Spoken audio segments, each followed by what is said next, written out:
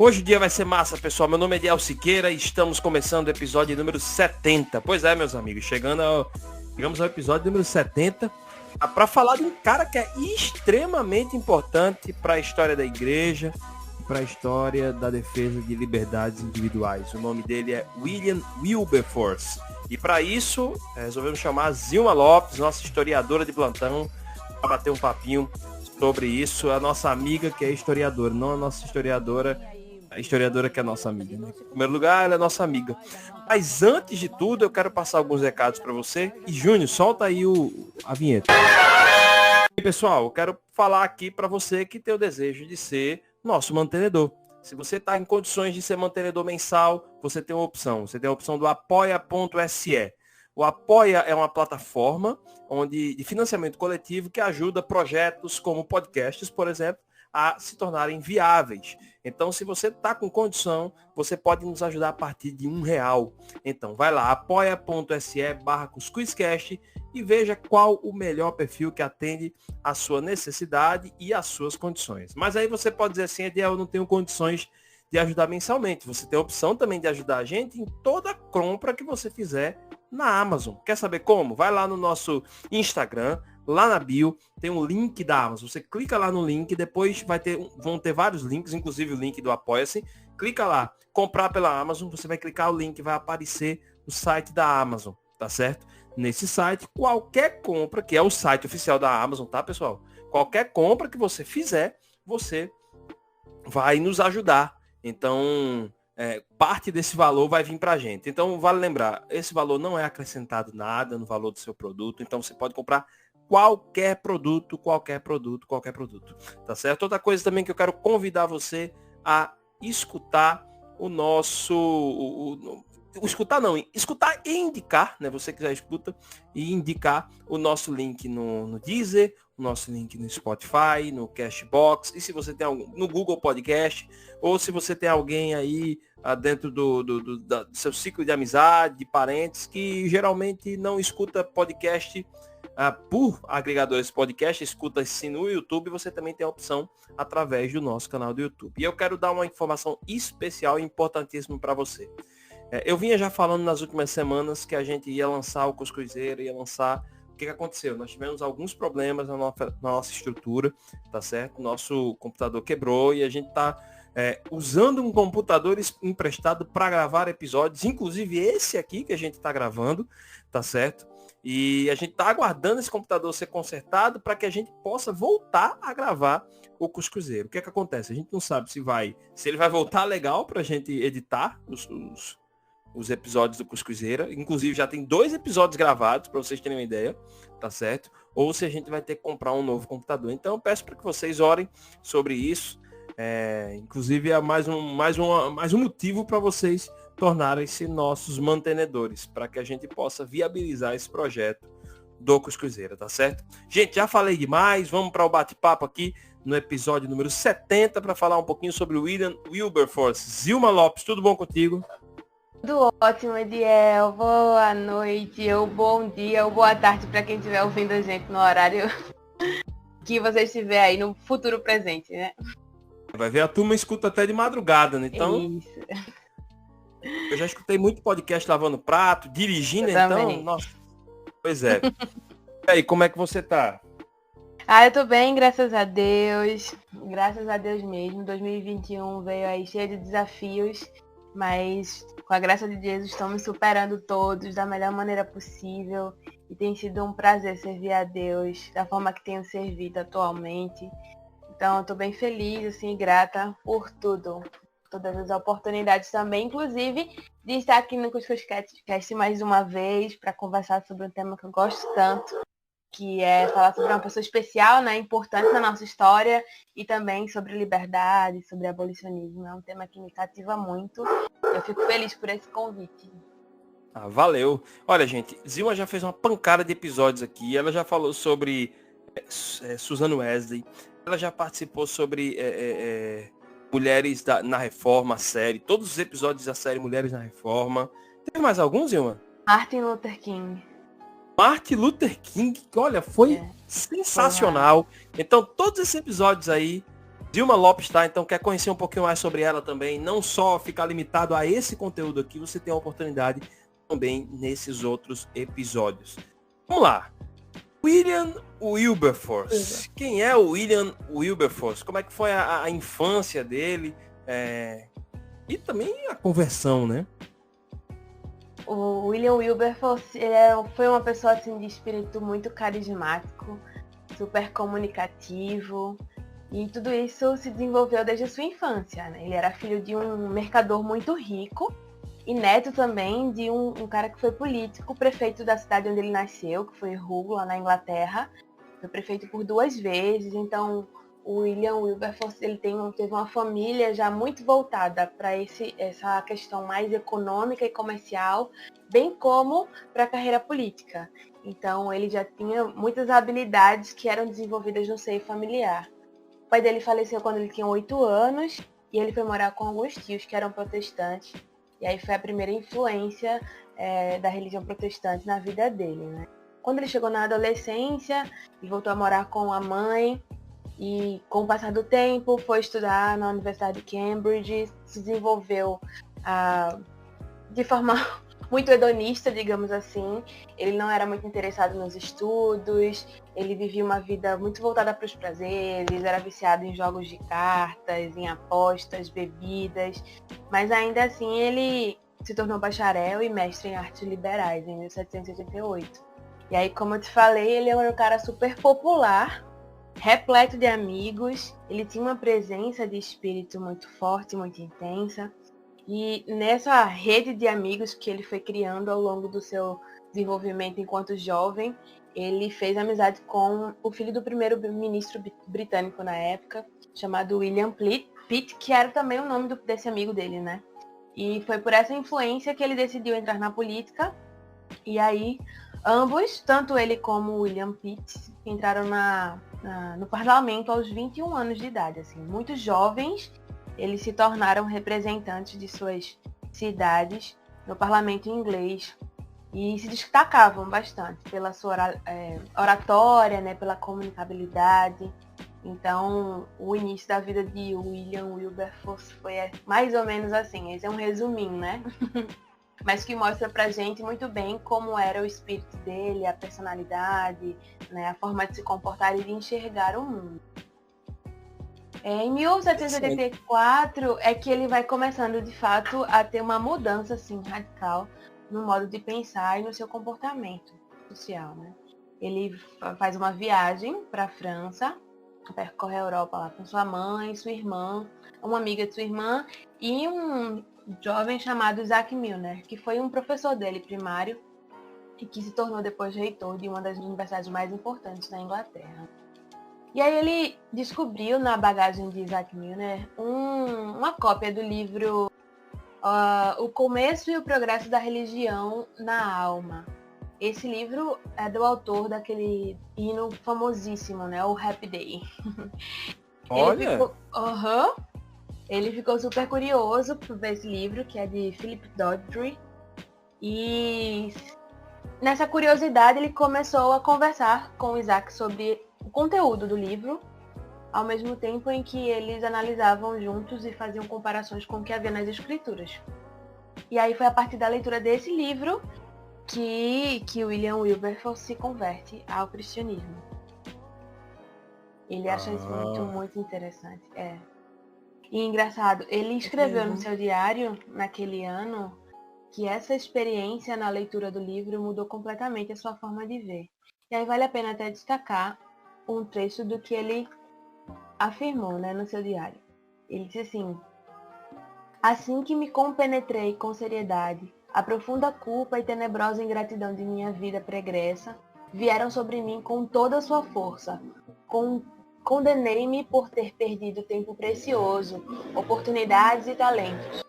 Não foi tanto o temor da punição que me afetou, mas um senso de minha grande pecaminosidade por ter negligenciado por tanto tempo as misericórdias indescritíveis de meu Deus e Senhor.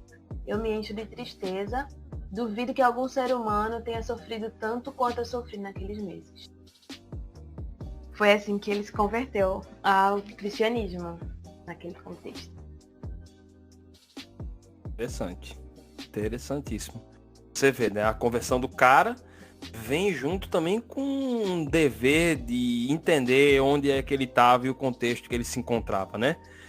Talvez a formação dele política, social, vamos dizer assim, com os deveres dele sociais e acadêmicos, facilitou mais ainda a compreensão da sua função dentro da missão de Deus, né?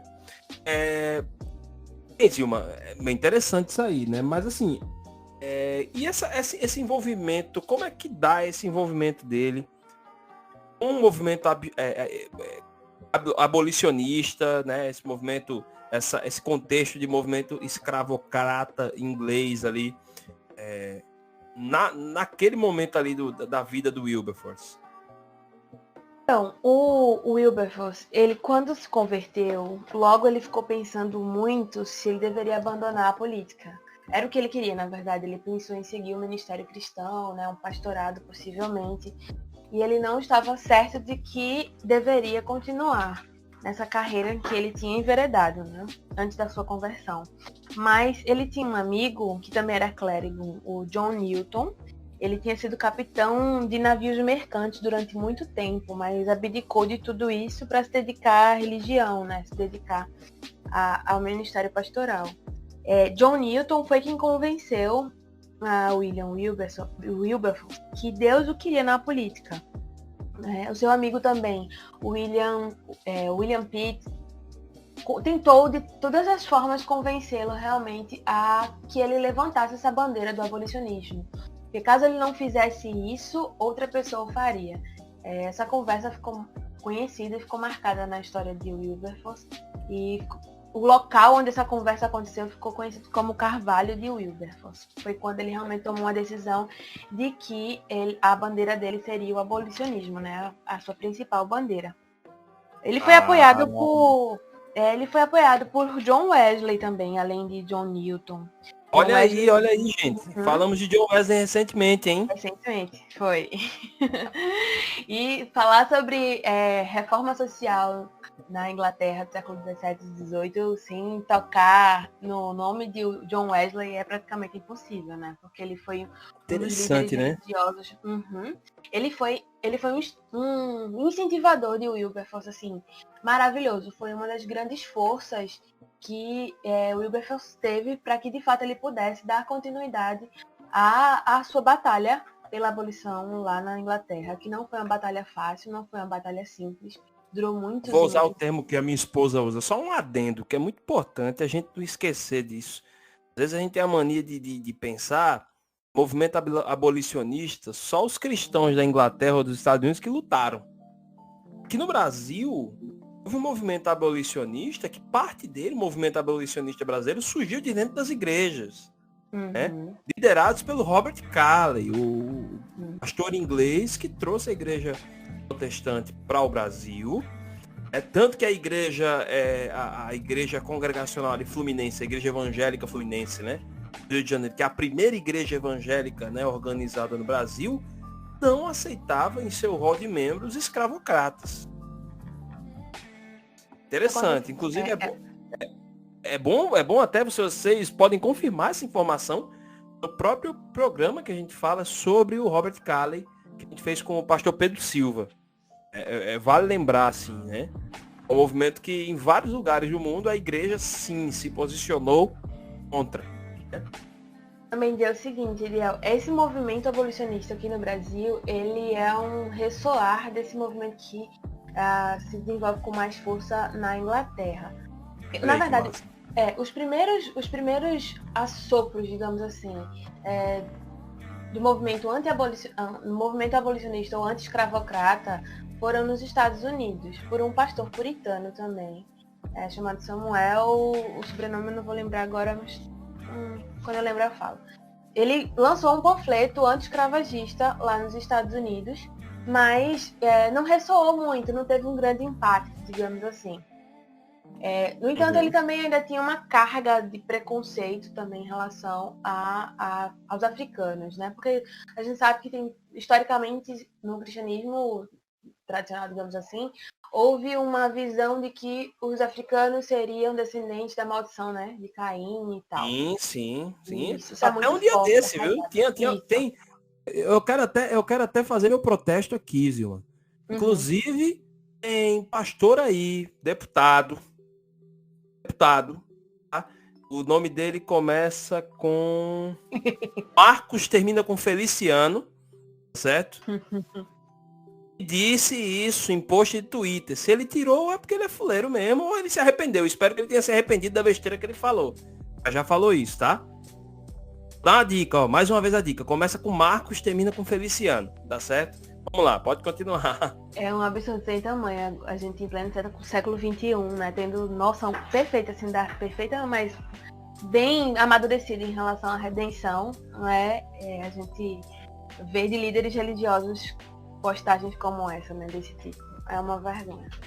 Mas, continuando, o Wilberforce pensou muito e orou, né? E concluiu que, de fato, Deus o queria para defender a liberdade dos oprimidos como um político, como um parlamentar. Acho que antes disso você estava falando sobre o movimento abolicionista, né? Sim. Mas, enfim, ele fala também no seu diário, ele diz assim: a minha caminhada é de vida pública. Meu negócio está no mundo e é necessário que eu me misture nas assembleias dos homens ou deixe o cargo que a providência parece ter me imposto. Isso ele escreveu em 1788. A força de William Wilberforce, ela foi se intensificando na medida também que o movimento abolicionista na Inglaterra vai tomando corpo, ritmo. Como eu falei anteriormente, os primeiros sopros mesmo, assim, de tentativa de uma ação anti-escravista surgiram nos Estados Unidos, mas depois foram tomando um corpo maior junto com, a partir de William Wilberforce, o movimento Quaker inglês também. Foi um movimento importante, inclusive foi o primeiro movimento organizado mesmo anti-escravocrata na Inglaterra. Tanto é que os Quakers definiram que quem fosse da Sociedade dos Amigos e que permanecesse trabalhando no comércio, no tráfico de africanos escravizados, deveria ser excluído da sociedade. Então seria expulso e não poderia ser mais considerado um Quaker. Esse movimento a gente sabe que é um movimento religioso, né? Uma seita protestante também. Uniu-se a um grupo que o próprio Wilberforce participava, era um grupo de Clapham. Era uma cidadezinha ali de Londres, né? Ao lado de Londres, pertinho. E esse grupo era de pessoas ricas que apoiavam líderes leigos na busca de uma reforma social. Porque, além da bandeira anti-escravocrata, William Wilberforce lutava pela reforma dos costumes na Inglaterra, pela reforma da moralidade. Eram as duas bandeiras que ele levantava, sabe? E aí, esse grupo de Clapham foi o mais importante mesmo, um grupo de expressão anglicana, atuando na esfera social por uma reforma lá na Inglaterra, naquele contexto. Então, eles se reuniam e para mim é um exemplo assim maravilhoso, sabe, Ediel, que a gente precisa resgatar e fortalecer nas nossas igrejas hoje.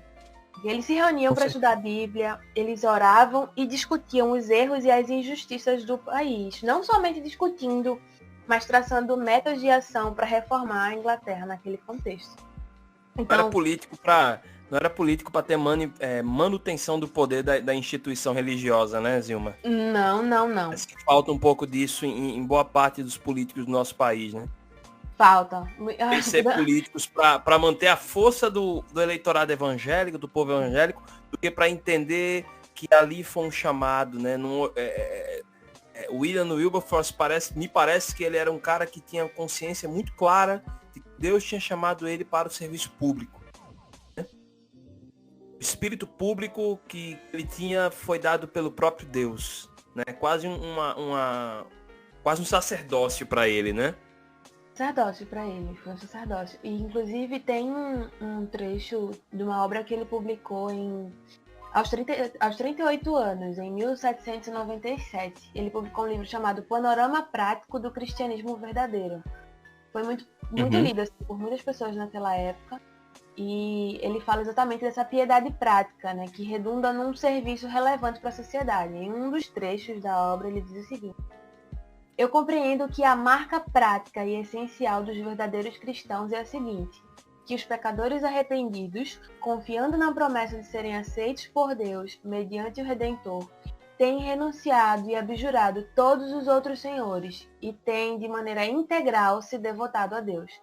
Agora, seu propósito determinado é se dedicar integralmente ao justo serviço do legítimo soberano. Eles não mais pertencem a si mesmos, mas todas as faculdades físicas e mentais, sua herança, sua essência, sua autoridade, seu tempo, sua influência, tudo o que consideram como sendo seus, devem ser consagrados em honra a Deus e empregados a seu serviço. Aí ele fala sobre o poder, né? Eu devo confessar que minhas próprias e sólidas esperanças pelo bem-estar do meu país não dependem de navios e exércitos, nem da sabedoria de seus governantes, ou ainda do espírito de seu povo, mas sim da capacidade de persuasão de todos aqueles que amam e obedecem ao Evangelho de Cristo. Então veja, é muito clara assim, a visão dele a respeito desse sacerdócio cristão. E é muito bonito, inclusive, de perceber isso, sabe? Porque atualmente a gente ainda tem muita dificuldade de se perceber num ministério cristão atuando em áreas não eclesiásticas, né? Ainda é uma dicotomia na mente da gente, né? E é difícil, assim, às vezes, de entender. É como se você se sentisse sempre mal se você atuasse muito no mundo, entre aspas e muitas aspas, secular, e atuando pouco em algum ministério eclesiástico, digamos assim. Quando tudo em nossa vida parte daquilo que Martim Lutero, né, reivindicou na Reforma Protestante. Nosso sacerdócio é universal e onde Deus nos coloca para atuar, é ali que devemos servir para honrar e glorificar a Deus e o seu santo evangelho. Então, o Wilberforce, ele é um grande exemplo, assim, para mim. Ele é uma das pessoas mais admiráveis na história do cristianismo, por conta dessa postura muito clara, sabe? E esse conhecimento muito nítido, assim, do que deve ser feito, do que precisava ser feito, e dessa entrega que ele tinha a essa bandeira. E é muito bonito perceber como ele se apaixona pela causa, e mesmo diante de muitas represálias, né? Ele inclusive sofreu 2 assaltos, ele foi espancado, ele Nossa. teve vários dos seus projetos também rechaçados no parlamento, mas ainda assim ele continuou batalhando por isso, décadas a fio, né?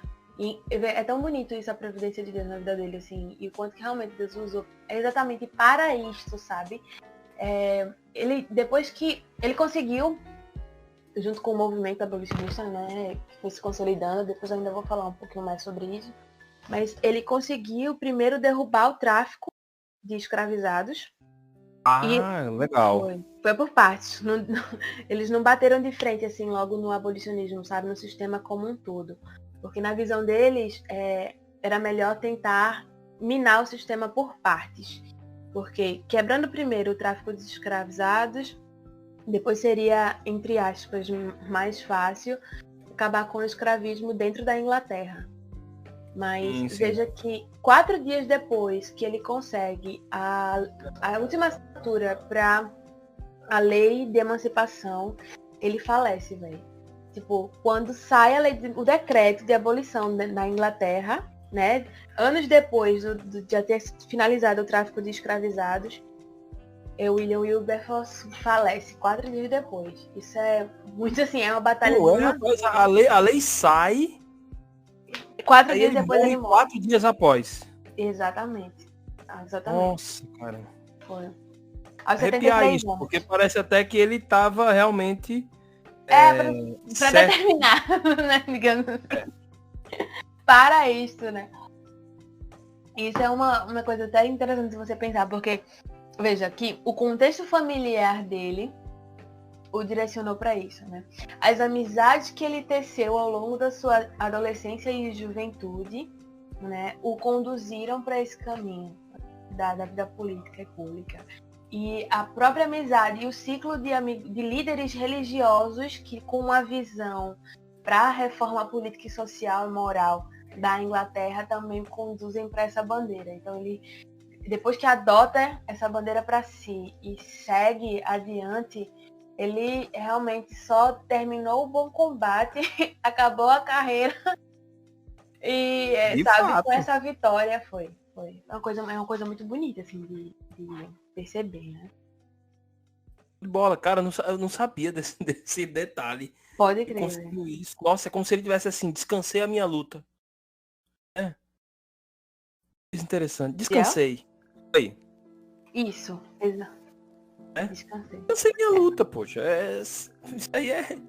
Nossa, eu fiquei arrepiado agora, sério mesmo. É Nossa, muito, Jesus. é muito forte, né? É? É muito forte mesmo perceber isso, cara. E É aí, pra quando você, assim, o que que é que as pessoas cristãs um desejo? Eu acho que eu não quero resumir as pessoas cristãs que começam a ter, que podem estar escutando aqui e tem o desejo de trabalhar na área pública, né? Mas eu acho que é bom direcionar para esse público, né? Eu acho que a gente tem o que o William Wilberforce pode trazer de legado para esse pessoal. Aliás, vamos geralzão, né? Porque eu acho que o legado dele não fica só para quem tem o espírito público, assim, a vontade de trabalhar na área pública, né, Zilma?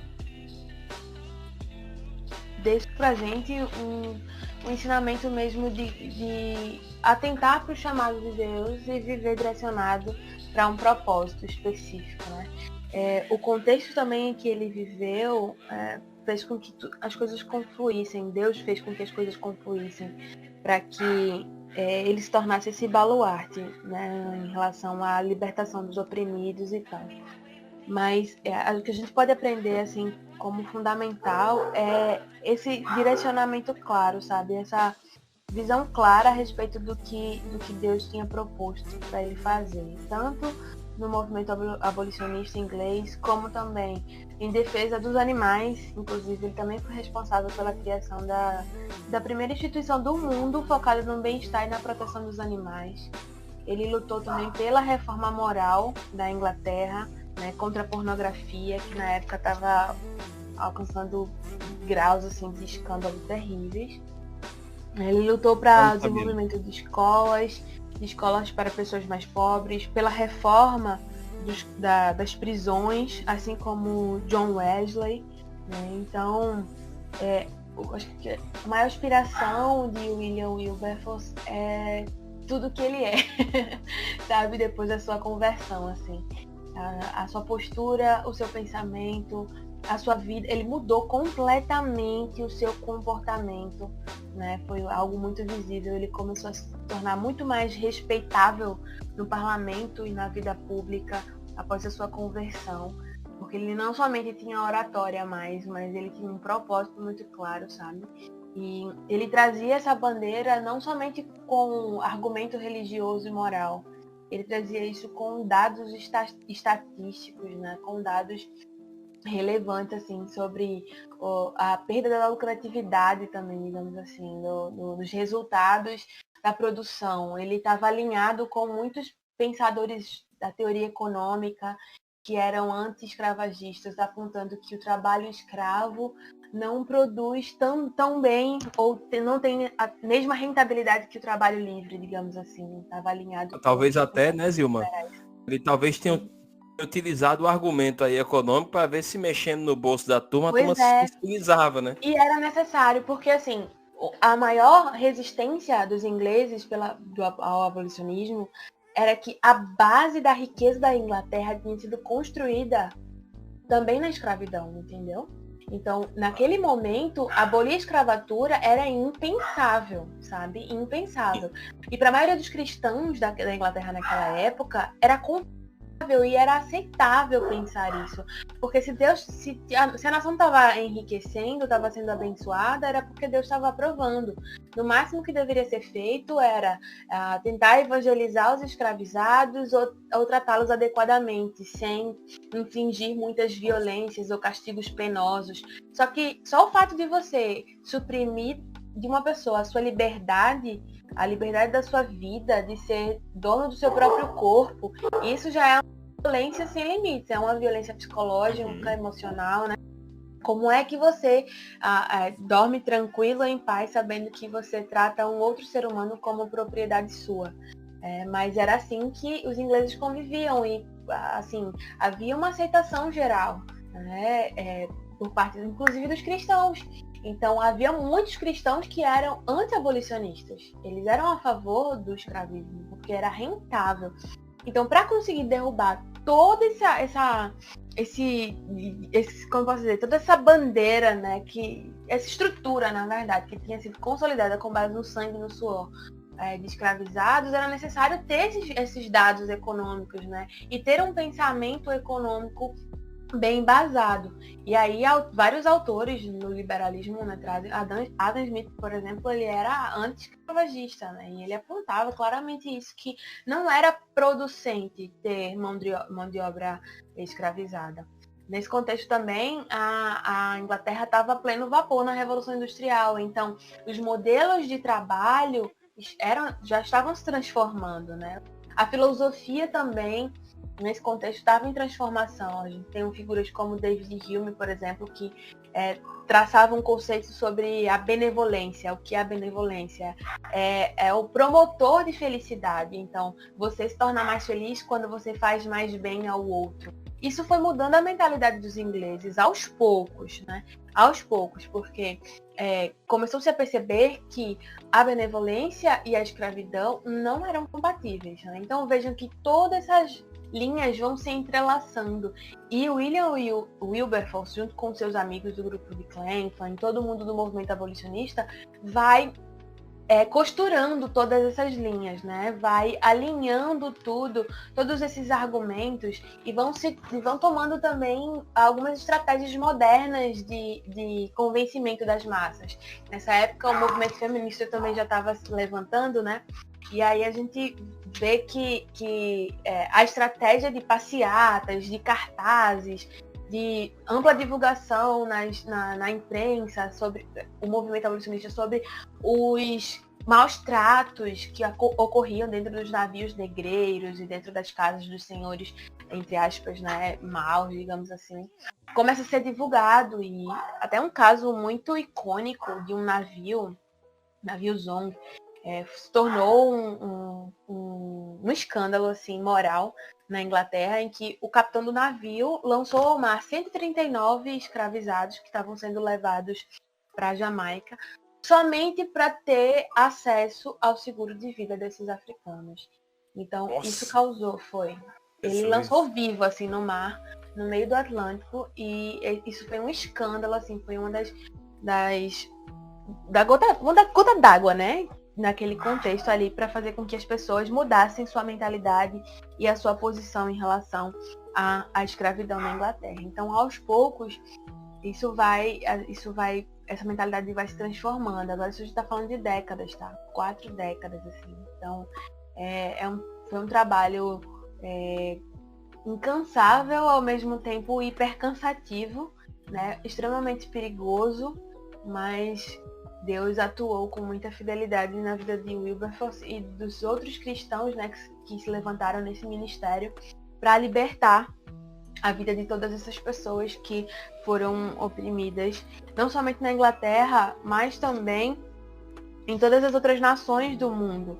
Porque como a Inglaterra era a grande potência mundial, ela acabou pressionando também outras nações para que abolissem a escravidão. É o caso de Portugal e Brasil, exatamente. Brasil, né, consequentemente. Isso. A gente começa a ter essa pressão maior aqui na família real portuguesa no Brasil e já aqui no século XIX para esse abolicionismo, tanto que começa a surgir várias leis, né? A lei do ventre livre, a lei Eusébio de Queiroz, que são conhecidas na história como as leis para inglês ver, porque os ingleses já estavam isso. Então, surge disso aí. Surge disso aí, dessa pressão inglesa para ver a abolição da escravatura em Portugal e aqui no Brasil, para acabar com o tráfico, né? Porque parte muito daquilo, né? Se nós ingleses não podemos mais traficar, ninguém mais no mundo pode. Então, E tem também a questão dos benefícios em relação à Revolução Industrial, né? Escravizado não tem poder de capital, não tem poder de compra, ele não recebe pelo trabalho que ele executa, então ele não pode comprar os produtos que a Inglaterra vendia aqui a Portugal, né? Pelos acordos que eles faziam, que beneficiavam muito mais a Inglaterra do que Portugal, diga-se de passagem, e o Brasil também, né? Mas aí, se escravizado não tem poder de compra, o que se quer, o que a Inglaterra quer, que era a maior nação, né, que vendia produtos industrializados, é que haja a abolição da escravatura para que esses escravizados agora trabalhem em troca de salários e a partir dos seus salários eles possam comprar. Né? E outra, antes que você que está escutando aqui até crie algum julgamento por causa disso agora que Zilma falou, é muito importante a gente focar no seguinte: a ação do William Wilberforce, entendeu? A ação primária dele, do porquê lutar pela liberdade dos escravos. Tá? Se as pessoas lá na frente deturparam isso, olharam só apenas a visão econômica e consumista disso, certo? Isso é fruto do pecado, tá, gente? Então, fique muito claro disso, porque depois de começar a distorcer e achar que o William Wilberforce poderia estar com segundas intenções, usou a sua fé para segundas intenções, né? Porque às vezes a gente corre o risco de, olhando isso aqui, olha só por uma ótica e acaba tomando algumas visões um pouco deturpadas, tá? Então, eu acho que é bem importante a gente falar isso, né, Zilma? Deixar muito claro isso, né? Porque, de fato, o William Wilberforce nem colheu, digamos assim, esses frutos internacionais da abolição. Ele não colheu, né? Ele morreu 4 dias depois. E é muito claro, assim, ao longo do seu percurso, o quanto que ele estava imbuído de uma visão cristã, sabe? Dessa sua bandeira. Tem um trecho de uma das cartas que John Wesley escreveu para ele, a última carta dele, na verdade, em 1791, para John Wesley. Ele falou assim: não vos desanimeis de fazer o bem, e de avante em nome de Deus e na força do seu poder, até que desapareça a escravidão americana mais vil que o sol já iluminou. Ele fala escravidão americana porque também esse contexto é o da época da independência das 13 colônias, né? Sim. Lá também. E aí, o que aconteceu na Inglaterra também reverberava lá nos Estados Unidos. Né? Então, a gente não, assim, existe sempre aquela pessoa que infelizmente, tenta distorcer, né, os propósitos genuinamente cristãos da ação de várias personalidades históricas importantes na história do cristianismo, mas essa pessoa que com mais intenções tente fazer isso, ela precisa ter honestidade, né, intelectual para perceber que a gente tem fontes inúmeras, assim, constatando o verdadeiro e genuíno propósito de William Wilberforce, que era cumprir o seu propósito, o seu chamado, né, diante de Deus. Ele escreveu também no seu diário uma frase que se tornou muito famosa, diz assim: o Deus Todo-Poderoso tem colocado sobre mim 2 grandes objetivos, a supressão do comércio escravocrata e a reforma dos costumes. Então, todas essas bandeiras foram pautadas na liberdade, né, na consciência moral, na não violência, inclusive aos animais, né, e a todo tipo de ser vivo que ele pudesse defender.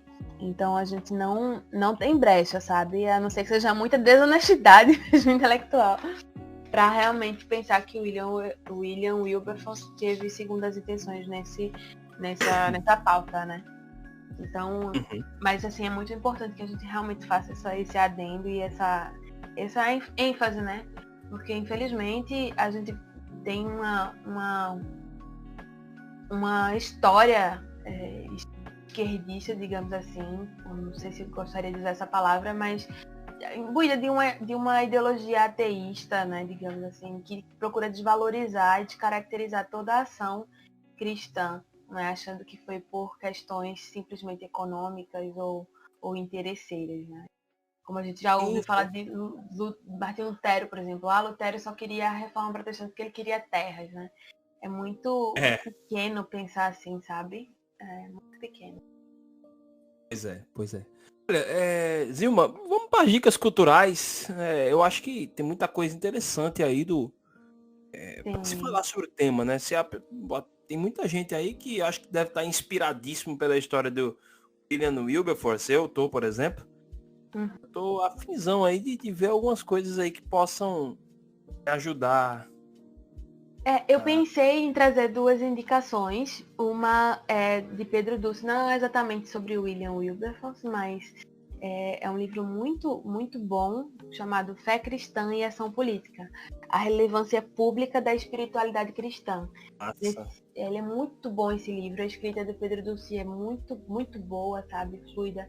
E ele traz um conceito que eu acho maravilhoso, assim, que é entender a igreja como uma incubadora, digamos assim, das virtudes públicas. Então, é como se a proposta dele é que as igrejas se tornem realmente seios de amadurecimento de virtudes, para que essas virtudes sejam vivenciadas no mundo lá fora, entre aspas, digamos assim, né? Inclusive o Dutti é muito influenciado por Abraham Kuyper, outro cristão, primeiro-ministro na Holanda, que vale a pena a gente até ter um episódio sobre ele. Vale muito a pena sim, viu? Então eu super indico esse livro. E indico também o Abolicionismo de Joaquim Nabuco. Joaquim Nabuco era católico, tá? Não era protestante, mas era cristão, né?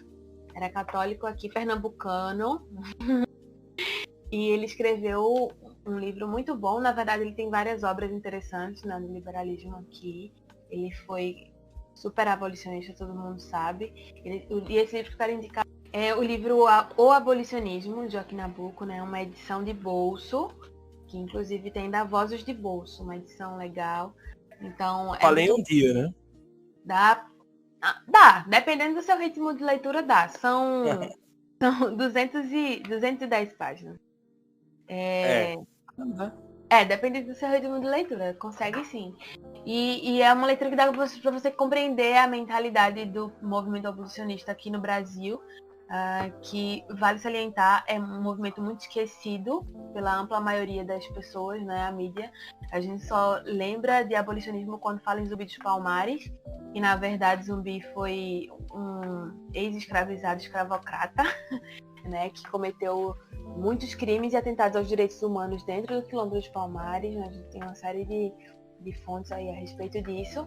E aí a gente acaba esquecendo que as pessoas que realmente lutaram pela liberdade dos escravizados foram pessoas como Joaquim Nabuco, como André Rebouças, e vários outros nomes do abolicionismo brasileiro aqui, que inclusive, como tu bem falou, são vários deles cristãos e vários deles protestantes, né? Ministros, pastores batistas, calvinistas também.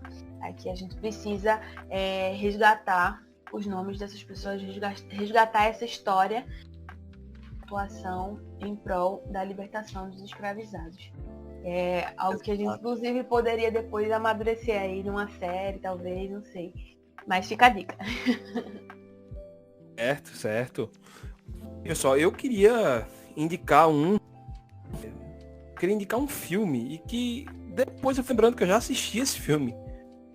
Jornada pela Liberdade, é um drama.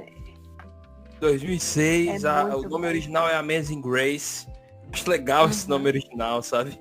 Contando um pouquinho sobre essa campanha abolicionista liderada pelo Wilberforce. Então, eu acho que é legal ver. Lembrando, claro, gente, tem algumas coisas que são romance, certo? Mas eu acho que dar um basicão vale muito a pena. Certo? Então esse filme aí, Jornada pela Liberdade, é um filme que eu indicaria. Também, gente, não deixe de pesquisar sobre o William Wilberforce, o Abraham Kuyper, todos esses caras, velho, que são cristãos e que são pessoas que entenderam ali o seu papel dentro da missão. Inclusive até, eu vou até, assim, também não julgue o que eu vou falar aqui para vocês. Zilma vai entender, por exemplo, existem pessoas que são ótimas de se comentar, de se pesquisar sobre, entendeu? Aqui no Brasil a gente tem um exemplo, a gente tem o Carlos Bezerra Júnior, que foi deputado estadual em São Paulo, né?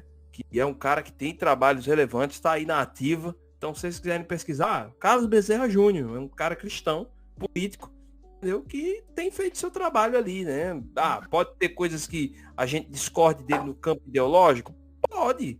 Normal, o contraditório é normal, mas assim, pessoas crentes que têm feito política boa, né? A Marina Silva, entendeu? É um outro exemplo. Então, assim, gente... Marcel Van Hatten, lá no Sul. Van Hatten, exato. Marcel Van Hatten isso, também. Entendeu? Então Júlia tem uma galera Lucidi, aí do boa. Distrito Federal. Tem uma galera muito boa.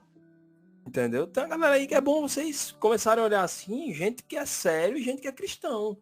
Entendeu?